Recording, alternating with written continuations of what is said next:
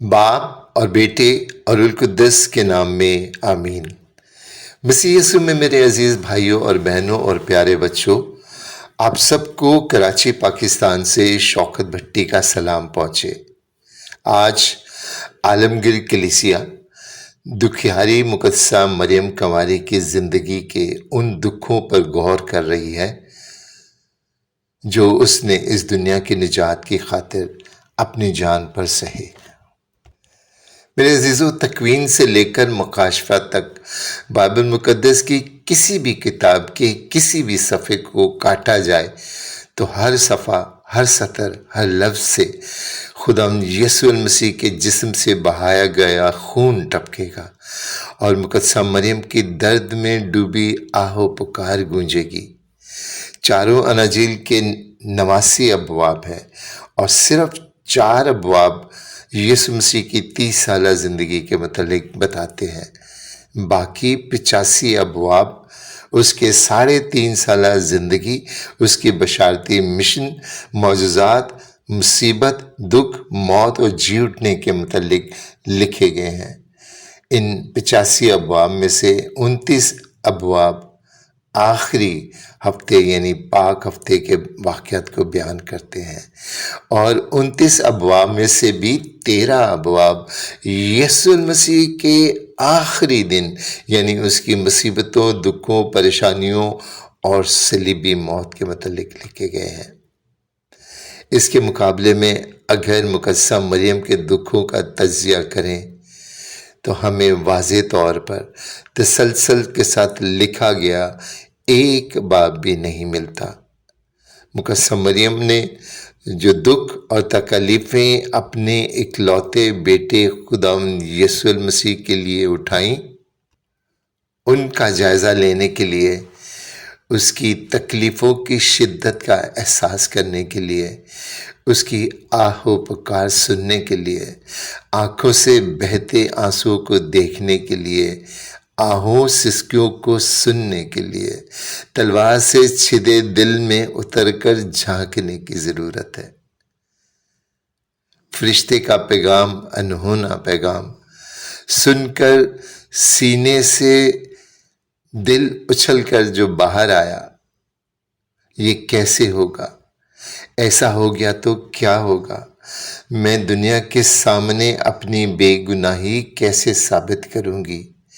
ये पैगाम खुशी का कम, रंजो अलम का ज़्यादा लगता है। एक ज़िंदगी मेरे बतन में मुतजस्सम होगी जो मेरी जान के खात्मे का बाइस होगी। वो चंद लम्हे जो फरिश्ते के पैगाम सुनने में गुजरे, मुकद्दसा मरियम के लिए हर पल में 100 बार मरने और जी उठने के पल थे। यूसुफ के साथ ब्याह के वक्त उसकी वसवसों से भरी, सवालों से भरी चुभती आंखों का सामना करना कोई आसान काम न था और ज़चगी की हालत में बैतलहम का सफ़र कठिन और तकलीफ दे सफ़र था। नाम लिखवाने के और ख़तना की रस्म अदायगी के यीशु मसीह को हैकल में लेकर गई तो खुशी के मौके पर शमौन ने दिल में तलवार उतर जाने की बात कहकर उसे अनजाने खौफ में मुब्तला कर दिया। दिल बेटे की तकलीफ़ों का सोचकर तड़प उठा। हेरोदिस बच्चा यीशु की नन्ही सी जान का दुश्मन बन गया।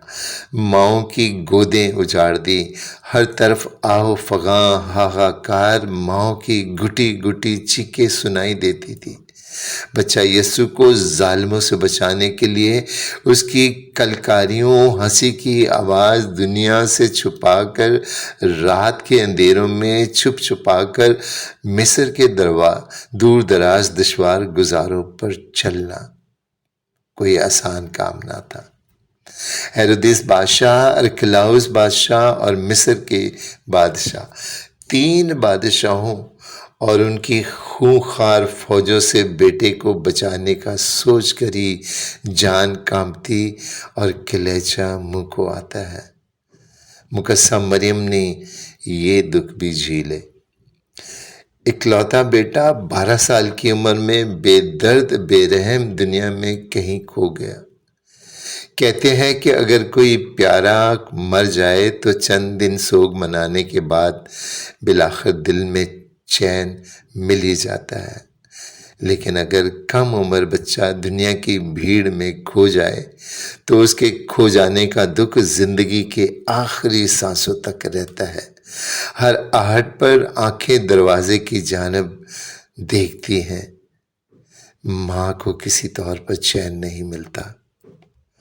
میرے عزیزو، یسوع المسیح کے ہیکل میں پھر مل جانے تک ماں رنج و الم اور دکھ کی تصویر بنی رہی۔ بیٹا جوان ہوا اور ماں بیوہ۔ ایسے میں بیٹا ماں سے یہ کہہ کر گھر چھوڑ کر چلا گیا کہ مجھے اسرائیل کی کھوئی ہوئی بھیڑوں کو ڈھونڈنا ہے۔ تو ماں کا بیٹا کھو گیا۔ آنکھوں کی ٹھنڈک، دل کا سرور، سکھ، چین، خوشی سب ساتھ لے گیا۔ گھر خالی ہو گیا۔ بیٹے کی یاد آتی تو دکھیاری ماں گاؤں گاؤں، گلی گلی، کریا کریا بیٹے کو ڈھونڈتی اور پھر جا کر اس سے ملتی۔